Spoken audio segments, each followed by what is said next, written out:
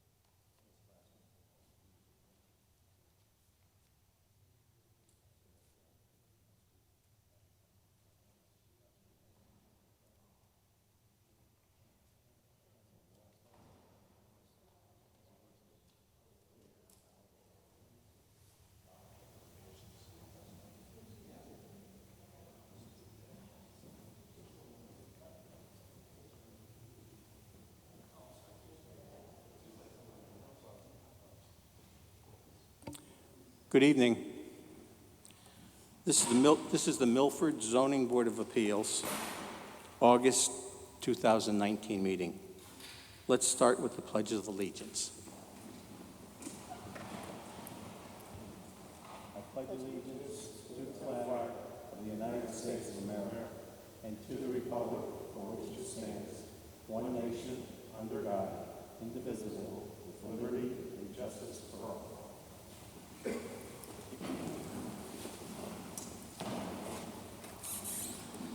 Okay, roll call, please. We've been advised that Ms. Ferrante and Ms. Valcott will not be attending, and Mr. Wolf is running a little bit late.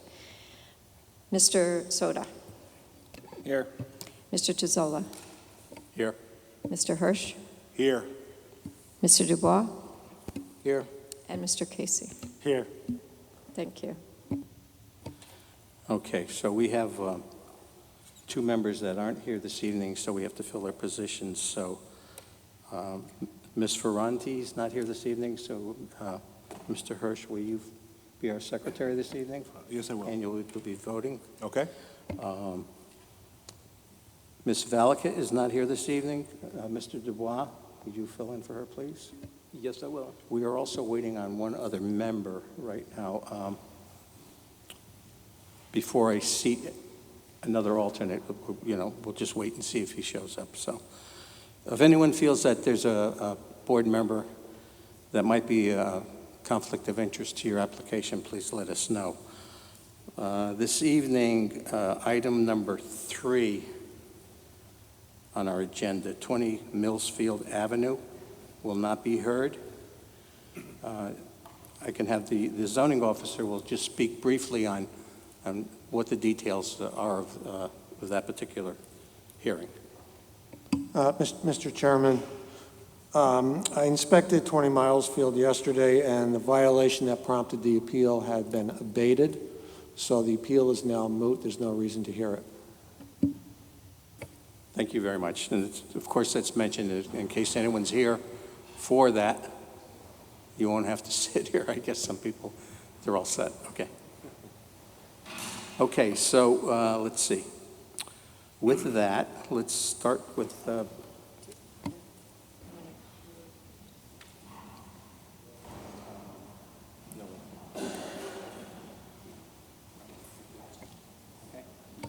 right, let's get started with item number 1. Item number 1, 771 East Broadway, MBP 22/474/30, R5. The Zoning Board of Appeals of the City of Milford hereby gives notice that at its meeting to be held on Tuesday, October 13, 2019, at 7:30 p.m., City Hall Auditorium, 110 River Street, the following action will be considered, at which time the public may provide comment. A copy of this notice is on file in the city clerk's office. Action on proposed stipulated judgments sustaining the appeal of Robert McAvoy and Nancy McAvoy versus Zoning Board of Appeals for City of Milford, Tara Kolakowski and Constance Kolakowski, docket number HHD-CV18-610-3560-S. If stipulation is approved, there will be a CGS Section 8-8N hearing for the court to decide on the proposed stipulation on Wednesday, August 28, 2019 at 9:30 a.m. at the Superior Court for the Judicial District of Hartford, Land Use Litigation Docket 95 Washington Street, Hartford, Connecticut. So, Mr. Chairman, if I may say something? Absolutely. The reason why this is before you is because it was ordered by the court for public comment. So if anybody has any comments on this, they can come up to the podium up there and say whatever they want.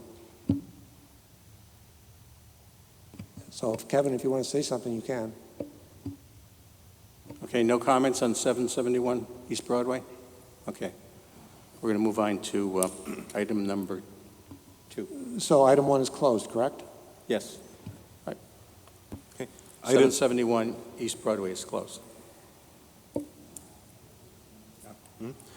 Item number 2, 793 Milford Point Road, MBP 19/249/9, R12.5. Kevin Cresadian Esquire for Bella Properties Milford, LLC. Vary Section 3.1 to allow 3-family home where single-family permitted.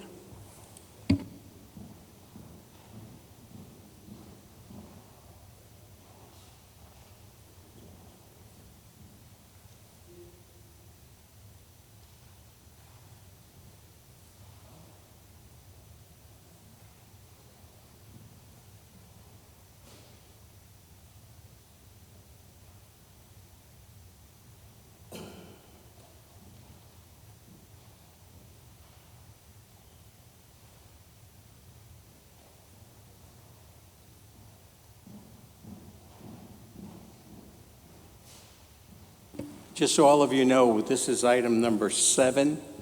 We have moved this up in the agenda to be the first item because it has been postponed for the last 3 months. So we're giving him that, courtesy to move him up. Thank you, Mr. Chairman. For the record, my name is Kevin Crusaden for the applicant. My office is at 3 Lafayette Street here in Milford. Originally, this matter came to you as a result of a zoning violation letter when Mr. Harris said there was some complaint that there was a construction trailer parked on the premises, which led Mr. Harris to investigate, and he learned at that time that there appeared to be 3 dwelling units on the property. When he checked the zoning file, he saw that there was approval for 2, and we originally appealed that decision. We withdrew that and decided to come in and ask for a variance. So the reason we're here tonight is asking for a variance to allow a 3-family where 2-family is already allowed. It is a single-family zone. The property is somewhat unique. I did as much research as I could into the land records and that the building department and the zoning department would allow. The house seems to be built in 1936, which is about 7 years after the zoning regulations were put into effect. Originally, the history of the zoning map and the zoning regulations is it went from it was a R2F or RF2 or something originally, which was a 2-family zone. But within that zone, at the time it was built, boarding houses and rooming houses were allowed. Since then, I'm sure you have a memo or you've seen the information Mr. Harris has put in the file. There was something that happened, I think, in the 70s where there was some neighbors complaining about the number of units.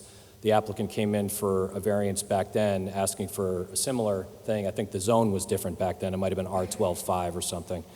Now it's R7-5, so the zone's actually even smaller. At that time, the board denied it, the neighbor appealed to the Superior Court. The Superior Court, based on the regulations that were in effect at that time, and whatever the record was at that time, there's not a lot in the zoning file from what the record might have been. Maybe there just wasn't much presented at the hearing. They sustained the Zoning Board of Appeals decision. Since then, I went and met with the assessor, Dan Thomas, and I asked how far back could we go to see how much this has been assessed as a three-family, or how long it's been assessed as a three-family. The card that I provided tonight was the current card, which shows it as a three-family, and then also the card from 1980 on forward, which would have been after that court decision, which shows it as a three-family. Something else has also changed since that court decision, and since other than the zoning map and the zoning regulations to some extent. A few years ago, statute 8-2 was changed to allow for previous existing non-conforming uses that are not expressly abandoned by the owner are not allowed to be abandoned per the zoning regulations. So it's our argument that over the years, from 1936 on, the house has been multifamily. It's been used as a three-family for all of those years. It's been assessed as a three-family. I don't know if it was used as a three-family, if you said any given year, I couldn't answer that question. But I also wanted to point out that the reason we're back here is not because it was a complaint as a three-family, but it was a complaint of a construction trailer from my client's another property. They just temporarily parked it there, and the neighbors complained about that. So it's our position, it's always been a three-family, that the statute that was amended a few years ago, 8-2, supports the fact that if it was previously more than two units, we should be continued to allow that. Also, just because the zoning board in 1970s denied it doesn't mean you don't have the authority to grant a variance this evening. And I'm available for questions. That was one of my questions, and you just answered it. It was denied and went to court in 1970. So at that time, it was considered a two-family house. At that time, correct. So, yeah. but nothing ever changed. It was still a three-family house, even though the court action, even though it was denied, the court action was taken, but nothing ever really changed. I guess there was no follow-up on that to make sure that it would have been a two-family house. So it's actually been an illegal situation all these years. It's been, I don't know if the use continued as a three-family on continuously from then, and they were acting under the pre-existing non-conforming use. I don't know if the zoning officer didn't follow up and say, hey, remove that unit or remove that kitchen. I don't know what happened back then. I just know that what the records I could find to support it, yeah. Any other questions? Mr. Soto, you have a question? Attorney Crusade, this, I think this is from Mr. Harris. It's the, you've seen that? I guess it's from 2012. I guess the previous owner. Could you explain that?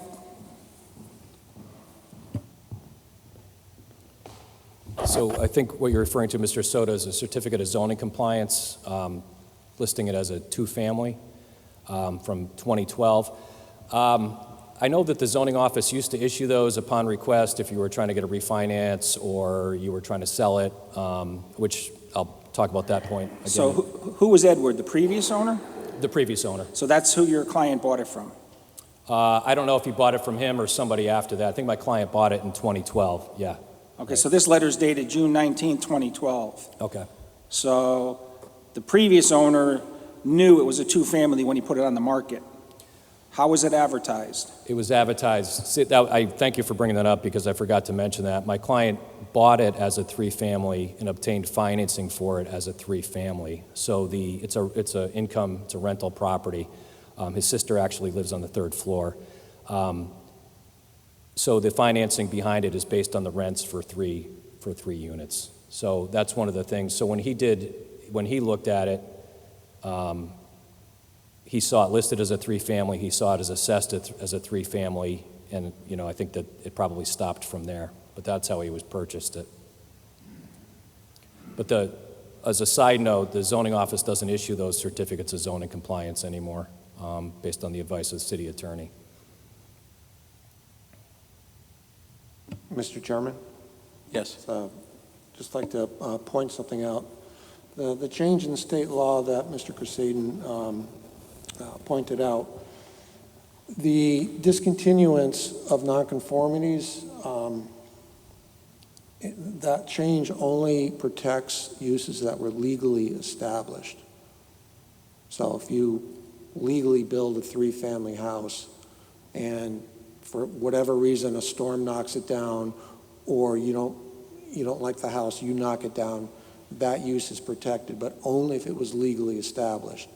The three-family at this location was never legally established. Therefore, it's not grandfathered.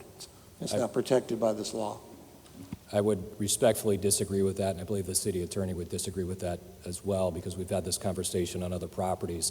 It's designed to protect previous existing, whether they're legal or non-legal, and that's specifically what that statute addresses. So if this was a pre-existing non-conforming three-unit from 50 years ago, that statute's designed to protect that. That's what the statute says. Is that, Mr. Chairman, we're just going to have to agree to disagree on that.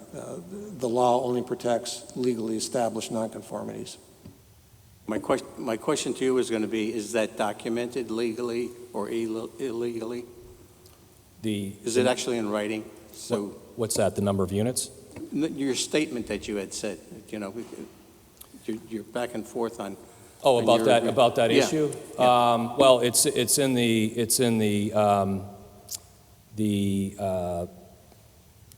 discussions at the legislature and the testimony at the legislature about what the intent is. And the gentleman who introduced that bill, I didn't bring the email, but there was an email from him saying, I can tell you exactly what the intent was to prevent, because the way it originally was worded, the statute left a little bit of room for doubt, and Milford had a regulation. I don't know if they've ever changed it since that statute was put into place, but Milford has a regulation, or had a regulation, that said if you don't restore a pre-existing non-conforming use within 12 months, then you lose it.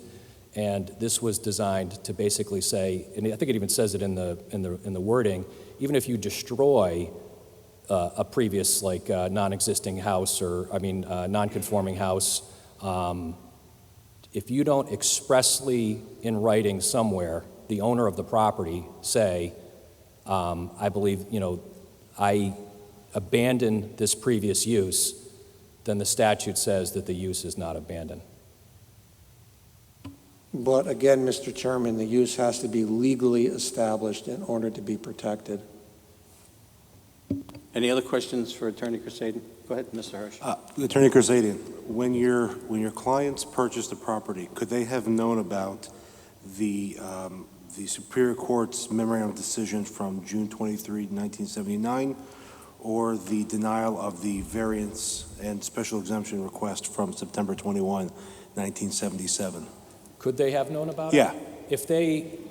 So in the past 10 years, law offices have been requesting municipal, depending on how you practice law, I didn't do the closing for this purchase. You can, in addition to a title search, you can also purchase a municipal permit search or a municipal record search. Those are not particularly reliable. I don't know if that was done in this case. I'm assuming he probably just bought a title search because he has a few investment properties. He's aware of what things are. He saw it listed as a three-family. He checked the building, the assessors, and he also talked to the fire marshals, or had the fire marshals do some type of inspection as a three-family. So in his mind, it was a three-family. So could he have found out? I guess if he had the time to go to the zoning office himself, or if he had ordered a municipal search. But those municipal searches don't always turn up everything. Looking here at the assessor's card, and it says on it, use description, three-family. The assessor's card? Yes. Yeah. So if your client went to the assessor card for the city of Milford, he thought he's buying a three-family house. Well, yes, and also the assessor's records are available online. The zoning file is not available online. But I'm saying in 2012, when Right. if he went to go to the assessor's office, he would have seen it. So he thought he was buying a three-family house based on government records. That's correct. Okay. Yep. Mr. Casey? Thank you. I agree with Attorney Chris Sadin on this issue. All due respect to the staff, because I find that you can have pre-existing non-conforming use. It only because it makes sense. Because I'm sorry, because I had a stroke, so I'm trying to get it out words correctly. But I think that only makes sense that you can be 8-2 can be construed that, because only legally not conforming and non-conforming lots can, it makes sense. And I know that the ordinance reads that you can have in 12 months, you can have it must be abandoned, but I don't think that supports legally, that supports your conclusion there, because you can have it expressly abandoned.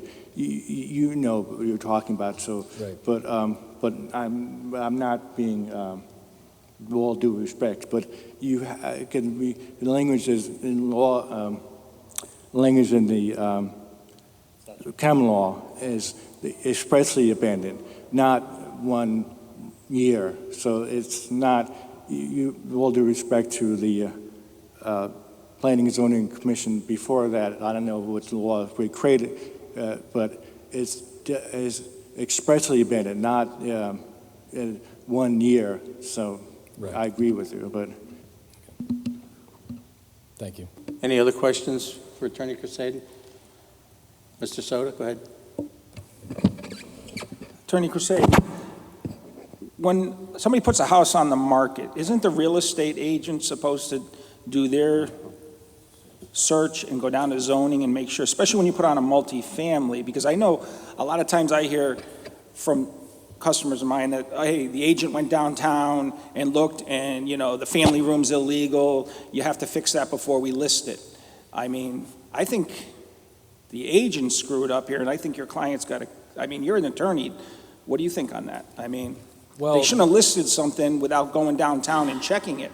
Well, I don't know what the standards are required for a real estate agent in this situation. The real estate agent could have went and checked the assessor's records or taken the seller's word for it. I can tell you that my client does not have a cause of action against the real estate agent X number of years later, or if at all, because usually those types of things close when you close with the deed transaction. Everything merges into that title. So I know different agents, from my experience, handle things differently. But also with respect to some agents, definitely not all agents, but some agents who are either don't have the experience to know what exactly to decipher a zoning file to see what's an allowed use or what's not an allowed use. Okay, any other questions for Attorney Crusade? Go ahead, Mr. Wolf, go ahead. Checking that card, there's 4 meters on this property currently? There should be 3. I believe that when Mr. Harris investigated, there was 3, and the card from, there's 4? Okay. What's that? There's a separate house meter, I guess, for like the entrance lights probably, or whatever the general outside lights are. So there's 4. So But there's not 4 units. we got 3 meters installed as well, and then a 4th for public use. Right. Thank you. Thanks. Okay, we also have questions. Okay, Mr. Harris, would you like to speak on this at all? I've already made my points. Okay. Is there anyone else speaking on this appeal? Okay, any further questions? We're all set? I'm going to close this hearing. This hearing's closed. Okay, so put your thoughts together, and is it legal? Is it not legal? I don't know. I don't think we can grant a variance on an illegal action here. That's my thoughts. I agree. From a 1972 ruling already, and then a closing in 2012. Typically, someone that's in this business is going to do a bunch of research. So I would be on the side that they knew for certain they had an income-producing property of 3 units, records stated at 2. You're still going to go for it because you know you're in a investment property. Well, you say the record's safe too, but if you're doing your due diligence as a builder and you go to the assessor card, which is, I think, a reasonable thing to do, and you see use description according to the town records as a 3-family, you're thinking, I just bought a 3-family. Certainly. Why would I think it's a, I'm Yeah, buying but a you always go to zoning first. That's a known Absolutely. thing. Absolutely go to zoning first. Agreed. Well, You got to see what zoning has, because the assessor can go out and re-inspect on their 10-year anniversary, and if they walk through the unit or see 4 apartments, they change that card to 4, because they only want the money. And even when you get a 4-meter service, I'm an electrical contractor, so you go into the town, you say, I'm putting a 3-meter service on this. The building department says, go to the tax office and prove to me it's a 3-family house. And that's all you have to do. They don't say go to zoning. So that there's not a connect between zoning and the building department as far as, they always say go to the tax office. But you gotta go to zoning and double check it, because, I mean, I bought multifamilies and that's the first place I go, zoning, then I go to tax. I'll look it up online and then I go to zoning to make sure and then I check with the fire marshal, make sure there's no violations or anything that's hanging, or like, they had a 30-day. words, because you're buying it as an investment, you want to protect your investment. Absolutely, you don't want to get done and have a 2-family when you bought a 3-family, I mean. What's really bothering me here is this 2012 letter that the previous owner got. The previous owner got, so he knew it was a two-family in 2012. So he lied to the real estate agent or whatever, so I mean, it's like fraud. I don't know. I mean, he's got no action because of the time frame that went by, but that's bothering me, seeing this. He knew it was a 2-family, and all the history. The seller, you're saying the seller knew it was a 2-family? The seller knew. Here it is.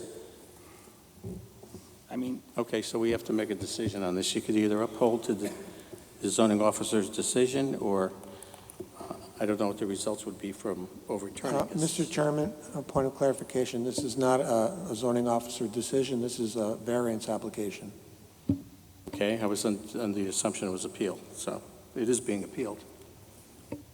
Point of clarification. There is an outstanding order, but this application is a variance application. Exactly, okay. All right, that states it. So it's a variance, we can either deny or approve. So we need a motion.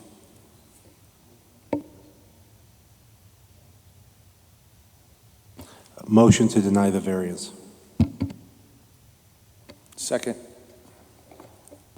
Reason it's not legal. We motion to deny the variance, and we have a second on the motion. Mr. Dubois. I'm with the motion. Mr. Hirsch. With the motion. Mr. Soda. with the motion. Mr. Wolf. With the I'm motion. with the motion, denied. Okay, we're looking at item number 2 now.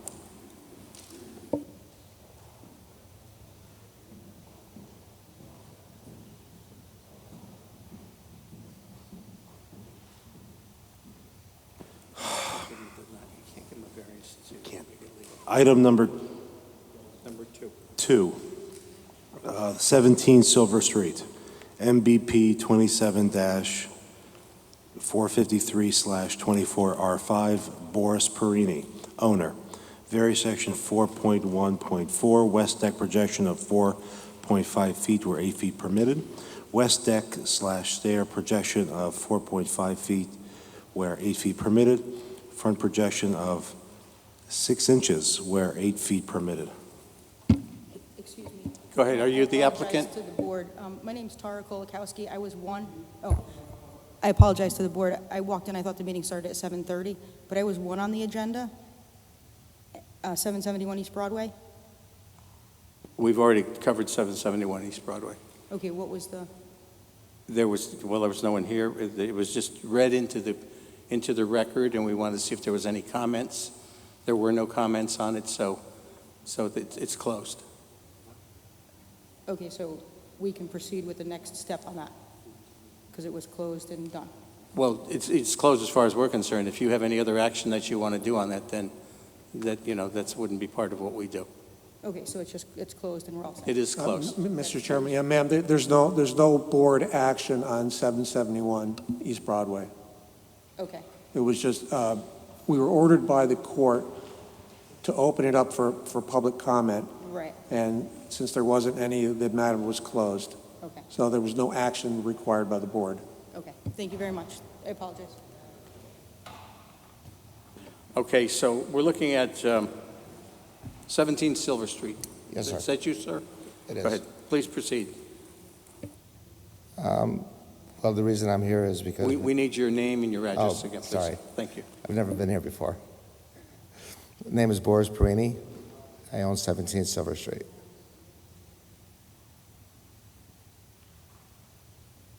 Okay, you want to... Mr. Perini, if I can interrupt, is that your current address? Yes. Okay, thank you.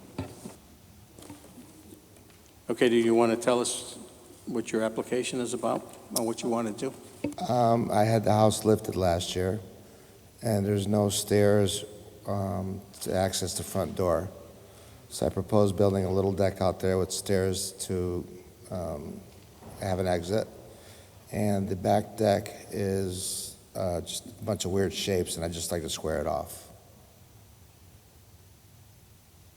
Okay, so actually the most important thing is, because I was down, what we do is we go down and we take a look at the property, so we have a good idea of what we're talking about. Okay. And I sat in front of your house and I looked up and I thought, well, there's a door there. If you open the door, there's nowhere to go. The first step's a big one. So that is one of your variances in the front with a staircase. As far as the other proposed deck additions, we really need, that is almost a hardship, of course, on the first one. But we need a hardship or a good understanding of why you need the variance for the rear deck. Well, I don't know if it's a hardship or not, but it'd be nice if it was square. I've got a bunch of jogs in there, and I had the house lifted last year, and it was part of a FEMA grant, and they wouldn't let me do anything with the deck at all. Otherwise, I would have applied for it then.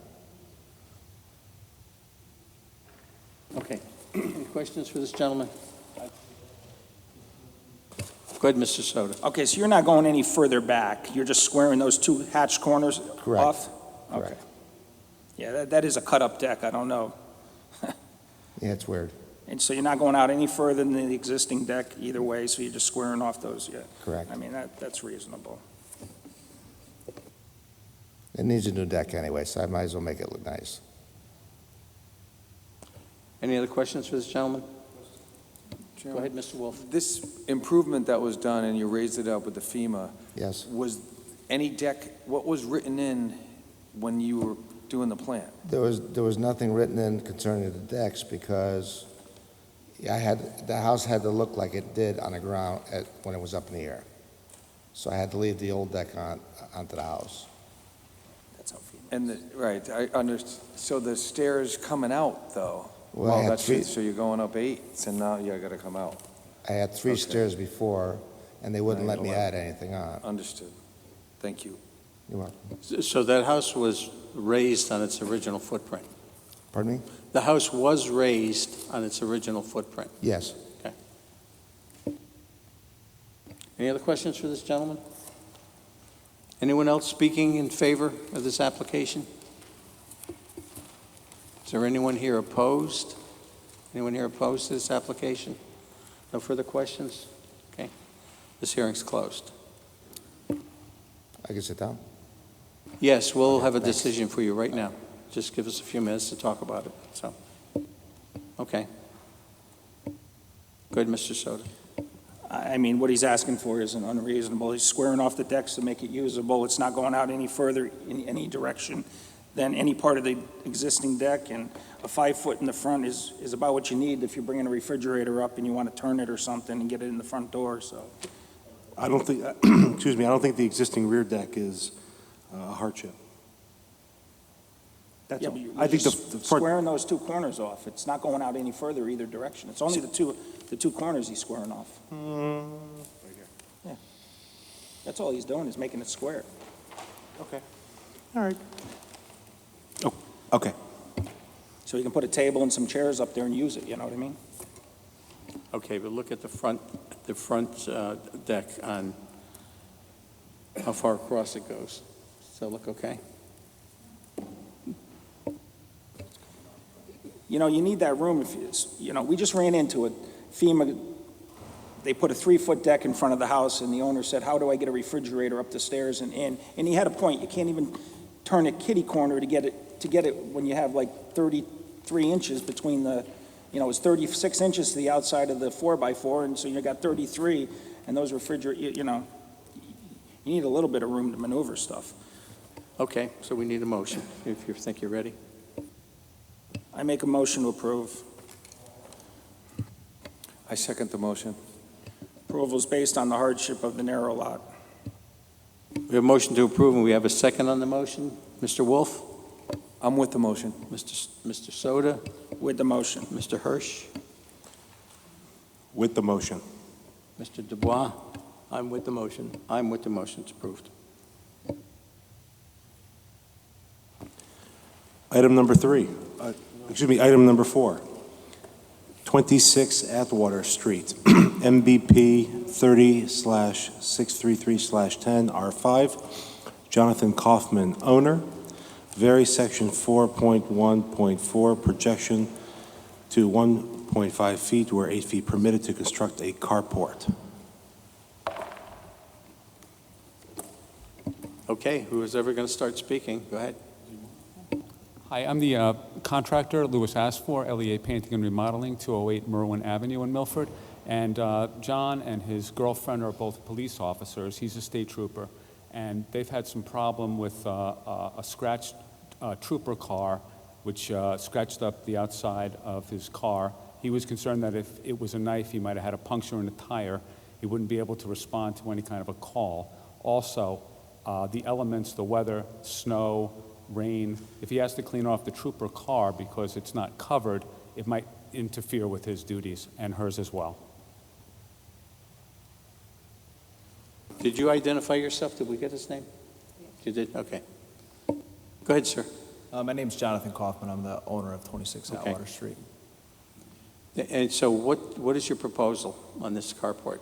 Is this a roof, open sides, a closure? What is it? Open side. I have a photo, some pictures of it. May I? You have to step up to the microphone there. Okay, yeah, give us that. Mr. Chairman, it's a carport.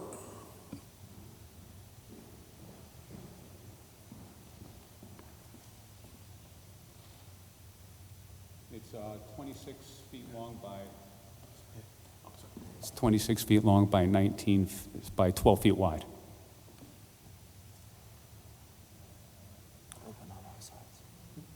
So none of the sides are closed in? None. It's just a roof?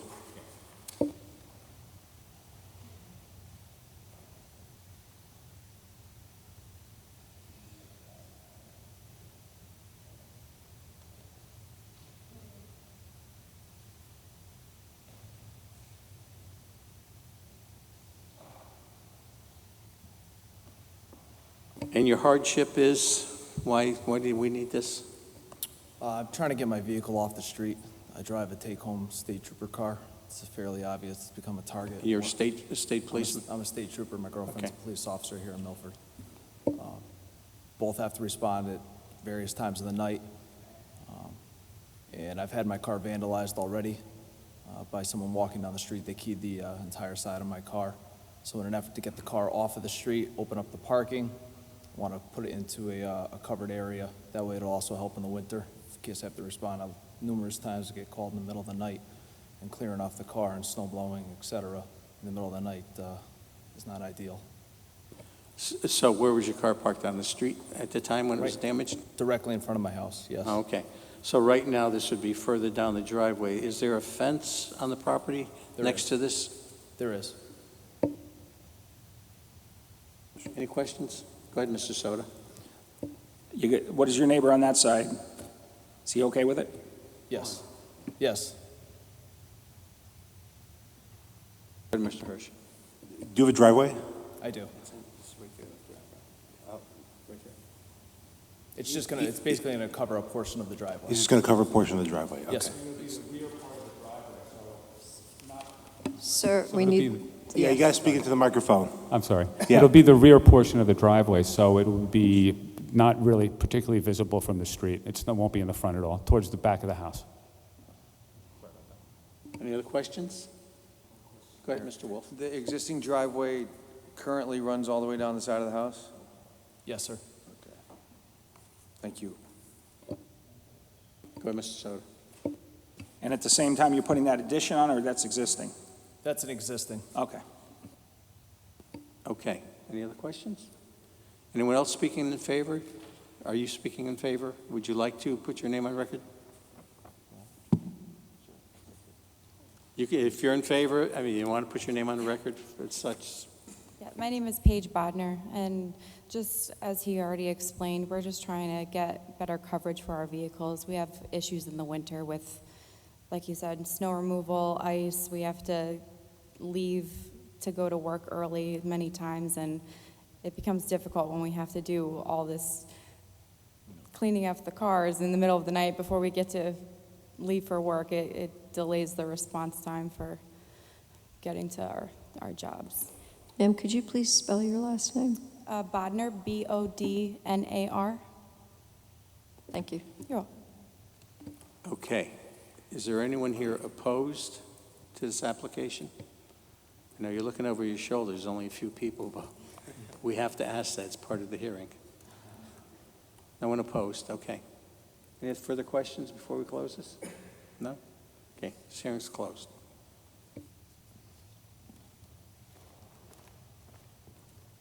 Well, he is trying to protect state property, so I'm okay with that. I don't have a problem with it either, I mean.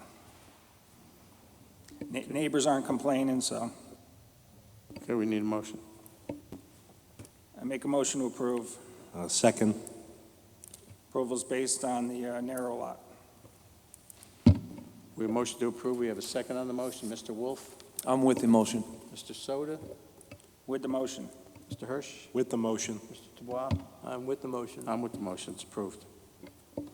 Thank you for your service. Item number 5, 242 Broadway, MBP 13/131/7, R5. James McElroy, architect, for Angela DiFilippo, owner. Vary section 3.1.4.1. Side yard setback to 2 feet 5 inches where 5 feet required. 4.1.4 rear yard projection to 9 feet 3 inches where 16 feet permitted. Side yard projection to 2 feet where 4 feet permitted, to construct a deck extension and foyer.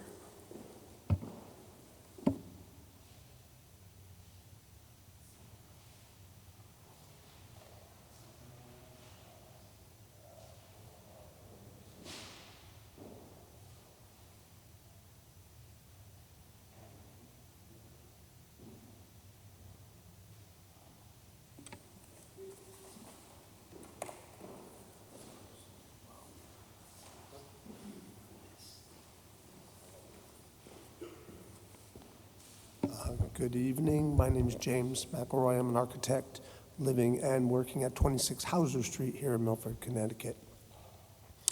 As you can see, this particular project is a house lift. That house was lifted in place with the existing decks.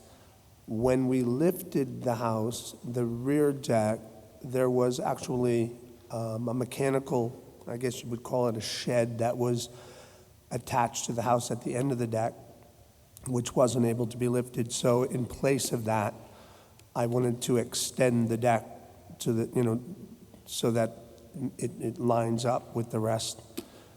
And in the front of the house, I wanted to add that little bump out. Mr. Harris, when I went for the variance, made me realize that my side yard, I had not realized when I lifted the house in place that we were too close on that side. So that, if I could just show you.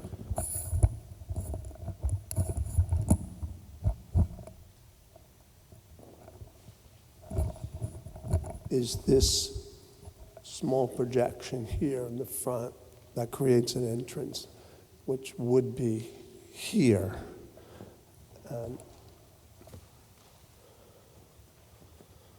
Which just adds to the front entrance there. And the size of the lot is barely big enough to be R5. So that I thought would be the hardship here. And this rear area is where the former shed was. It's on the survey that we had to remove, so I extended the deck. And basically, that's our proposal. This bump out, why is that on the side of the house? It's in the front. I just pushed this forward 1 foot. Is it on the bottom part there? Is it part of an entrance? What is it? Right at the entrance, and it just... Is that an entrance? Correct. Okay. But it conforms to the distance from the road. It's just that the side yard, the house is closer, and I didn't even realize that Steve pointed out to me. That entrance is on Broadway. Broadway, right? Correct.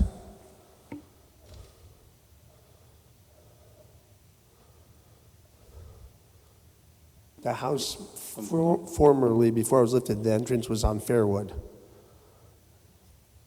Are you through with your presentation? Because we have some questions. Sure. Yeah, okay. Go ahead, Mr. Hirsch.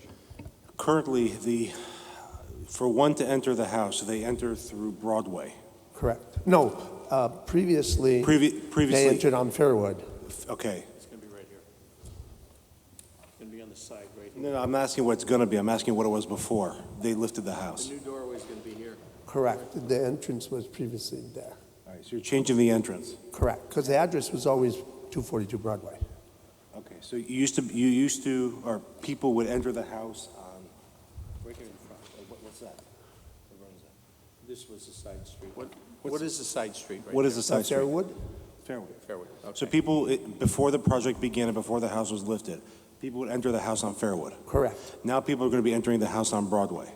correct. All right, and I assume the reason why you need a variance is because, based on the new entrance, you're creating a non-conforming structure. Well, the side yard setback Yes. we're at 2 point something, we need to be 5 feet, so 4 feet from Right. the, But you wouldn't need a variance if the entrance was the same, correct? that's correct. Okay. So the reason why you're here is because you're changing the entrance to the house. Yes. Okay. And that's due to the fact that we lifted the house and the entrance is above the parking. What I did when I lifted the house was create 2 parking spaces under the house and 3 in front of, on the Fairwood side. So we don't have a way to enter on that side because that's where the parking is underneath. And the other variance is the back For corner. the back deck. That's just an extension of the deck? It's extension of the deck. And then on the third floor is There's no entrance into the house or anything from that part? No, just from the inside of the house out onto the decks. Those were existing, and they were lifted with the house. The existing deck that's there covers the entire front, The side and the rear. covers 2/3 of the side, the existing deck. Yes, You want it to go all the way to the back? Correct. And so what is the hardship on that? the size of the lot. What does the size of the lot have to do with the deck? That if the lot was bigger, if we were farther from that property line, we wouldn't have needed Well, the, the extension of the variance. deck, I mean, it's not really a hardship there. It's kind of a desire to make the deck larger. Fortunately, when you raised this house, all that decking and everything was on the original structure. Correct. Otherwise, you would be struggling right now to get a variance to even get to get back what To we get had the- before, which we had once. So you already have quite a bit. Yes. Without It was asking- granted without once asking for before. more. Actually, we were originally going to build a brand-new house, and that we were granted variances to get back to the same footprint, but over time, we decided it was better to lift the house in existing condition. So actually, I mean, this house has a Broadway address. Well, it's actually, the front entrance of the house right now is on Fairwood Avenue. It was before, correct. Yeah. And I needed to move it due to the parking underneath. So was the address just changed to accommodate this new, was the address just changed? No, the address was accommodate always this? 242. Was it always 242? Yes. It was always 242 Broadway. Okay. But like I said, when we lifted the house, that's the ground level plan that you have in your packet. No, there should be another plan in there. This one? No, let me just.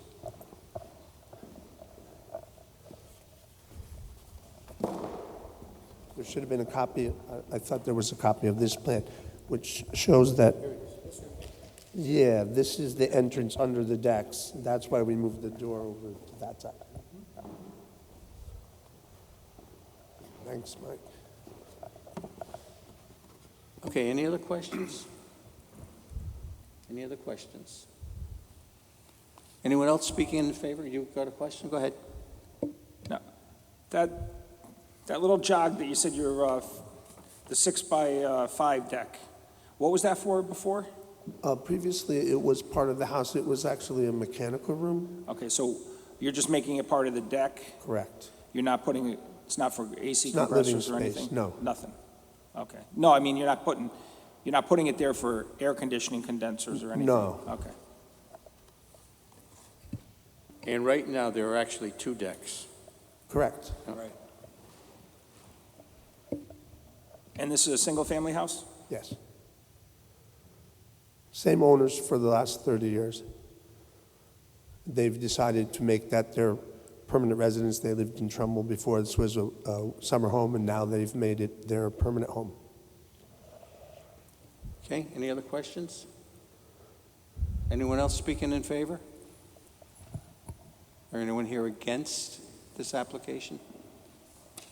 All set? Okay, this hearing's closed.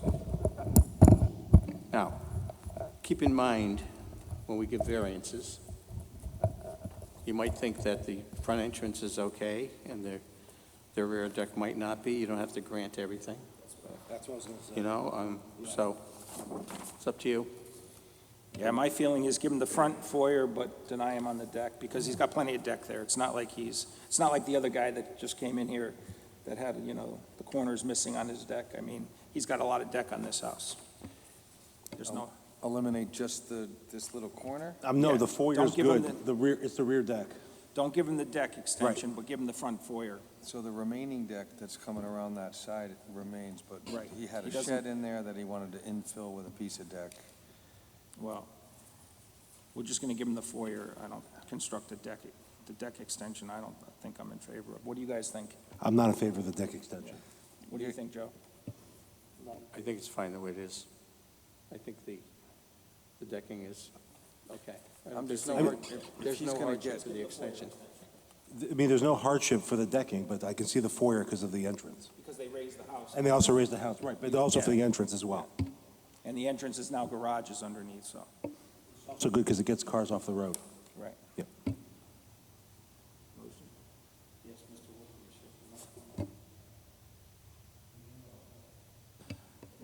I make a motion to approve the foyer variance and deny the deck variance.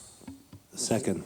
Mr. Chairman, so the record's perfectly clear, the proposal is to approve the variance application for 3141, but to deny the variance request for section 414 for the deck, correct? Right. Correct. That is correct. Thanks, Steve. Yep, second. We have a motion, we have a second on the motion? We do? Okay. Mr. Dubois? I'm with the motion. Mr. Hirsch? With the motion. Mr. Soda? With the motion. Mr. Wolf? With the motion. I'm with the motion. One more hearing.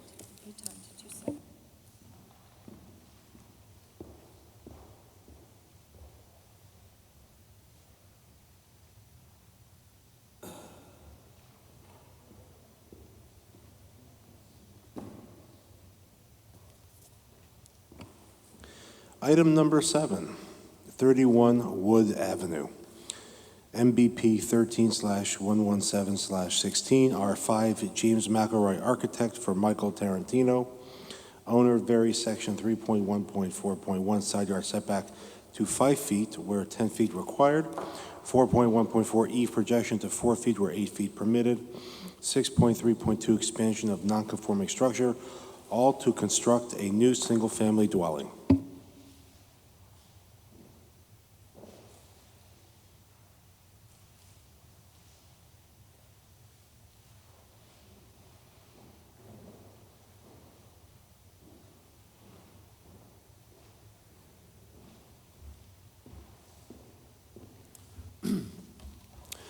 Good evening. My name is James McElroy. I live and work at 26 Hauser Street here in Milford, Connecticut.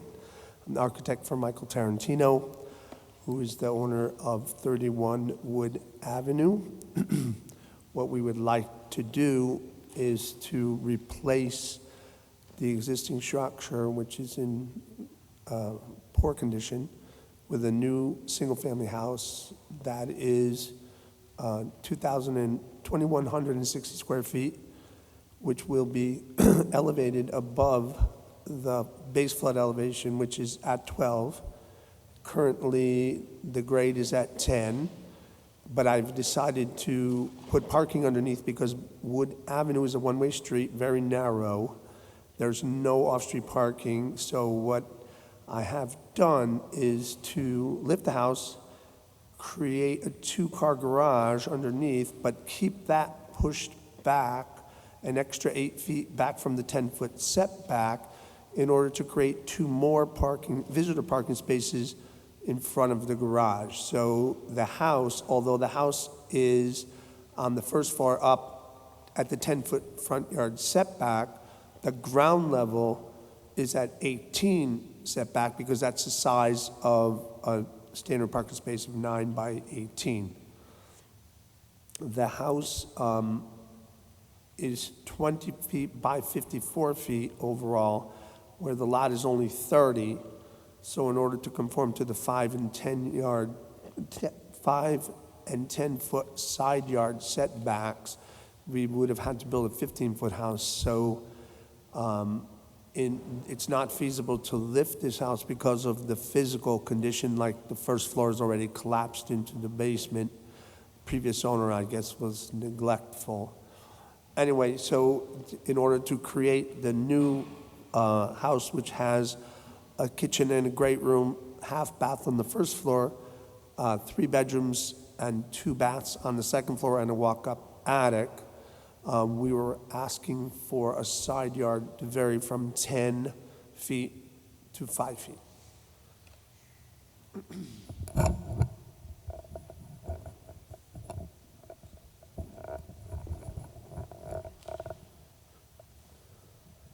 So I'm not sure if you can see the floor plan, but just wanted to point out the front entrance on the first floor, the parking is off. I created off-street parking for 2 additional spaces, in addition to the 2 that would be underneath the house.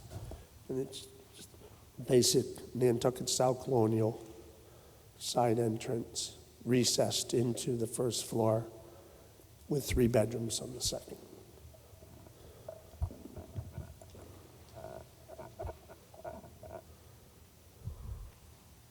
Mr. McElroy, is this floor plan scaled?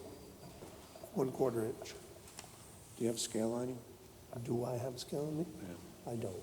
The dimensions are on there. How big is this? 18. Exactly 18? Mm-hmm.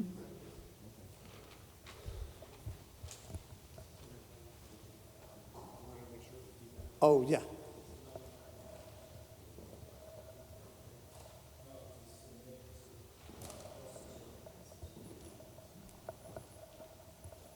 Questions? Go ahead. Did you have questions? Go ahead. So the 35 feet to the midpoint? Correct. Okay. And let me ask you something, another question. You said you're doing two 9 by 18 parking spots in The front house of is 20 feet wide. in front of the garage, correct? Correct. So is there a sidewalk or in We front would of have to provide one based on the So, current apron requirement by the engineering department in the city of Milford. you only have 8 feet to the columns in front of the garage, correct?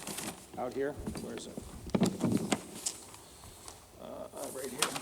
Yeah, 8 foot to the column, right? Correct. So you're going to have a 10-foot, the car is going to 10 hang out foot- 10 feet from the front of the column? No, the house is back already 10. 10 is from here, and then it's 18 from the road, not, But is there a sidewalk? there will be. Yeah, There but the isn't. sidewalk's in that 10-foot section, so I'm not sure. will I'll the have car to be look on hanging on the survey. sidewalk? That's what I want to know. I'm not really, let me just, I mean, you're providing you're providing a two-car garage, so Well, Bill, what's the length of a car? About how many feet? 15 to 16 feet. Okay, yeah. They'll be sitting on the apron, and then Yes. they're going to nose in underneath for car one, and then car two's inside. No, 2 cars here and 2 cars here, but they'll be hanging out. They'll be hanging out, They're going to be hanging on the apron. yeah, on the apron. which is within our 10-foot setback. Yeah, yeah. Okay. Is there sidewalks existing No. along Wood? Right. It's in the photograph. Right. No, there isn't, but we are, because it's new construction, we would be required to provide an apron according to the handout from the engineering department, and that would mean that the 30-foot width of the lot would also have to have sidewalks included in that, based on the engineering's requirement, even though the sidewalks don't really go anywhere, but we have to provide it. Mr. Chairman, I'd just like to say for the record that the floor plans and the elevations were submitted at the meeting tonight. Okay, you didn't have any of these before? No. Okay. What should we do with that? Do you want to postpone this till the next meeting? Well, it's not, Because it's that's not up to the noticed. board. That's up to the board.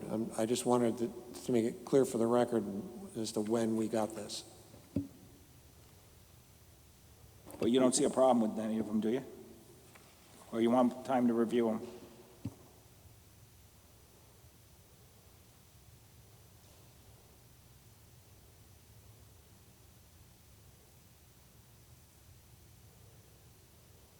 Well, it's not my application. So, Would you like time to review it before we make a decision? it's going to get reviewed anyway. Yeah, but it'd be after the fact, in case we approve it, then. Yeah, it's but we're only approved. approving the setback, the 5 foot and the 5 foot, so.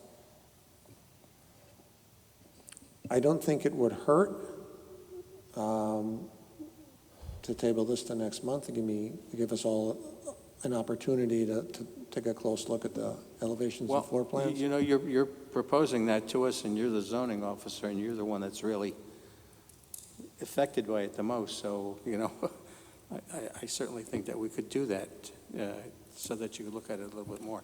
Question?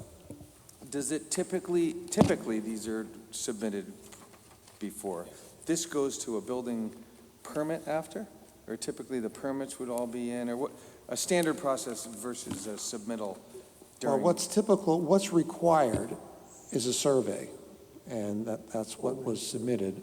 What's always helpful is floor plans and elevations and any other information that helps the board come to its decision. Mr. McElroy. Well, with all due respect, the only thing I'm asking for is a side yard setback. The interior of the house really is not a zoning issue, as I see it. It's really, the footprint of the house is what's being approved, and being that the side yard setback, it goes with the land record, the interior of the house is a building department thing as far as I see it. I don't see how that has any effect on the approval of the size of the with everything else is conforming. Well, what the zoning officer is stating, it's part of the procedure, and that part of the procedure wasn't followed. But he also said that, I heard him say that only thing was required, which he did tell me, was the survey. So There's that not, usually- there's not a requirement for plans, for a full set of plans for a variance. I believe it is, isn't it? What's required is a survey, and a survey was submitted. So I thought I did see something in there, because I know a lot of applicants, we don't get the elevations, and I like to see the elevations. And I thought they had to provide elevations. They don't? No, what's required is a survey. Survey, okay. What's helpful is any other information Yeah. that, Oh, no. that helps you come definitely, to an intelligent Right, decision. Okay. Okay, so, without going any further, I think we should table this so that the zoning officer can look into it before we make a decision. Okay, so this, we don't need to vote on this, I can just table this, correct? No. Okay, it's tabled. Okay. Let's move on to new business. Any new business? Yes, yeah, you have to save that, so. Good point. Board members, if you would please hold on to the materials for that application. Or if you'd like, I'll hold them for you.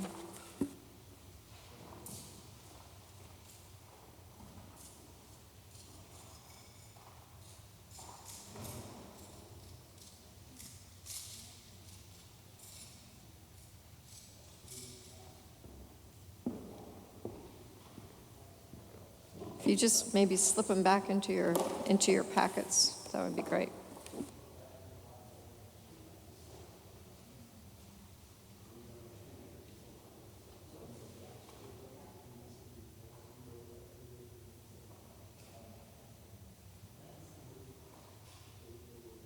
All right, we all have those folders? You didn't have any? You got them all? Okay, we're all set? Okay, let's finish up this meeting then. Okay, new business, we said there's none. Old business? Staff update? No. Acceptance Oh, of... wait. Go ahead.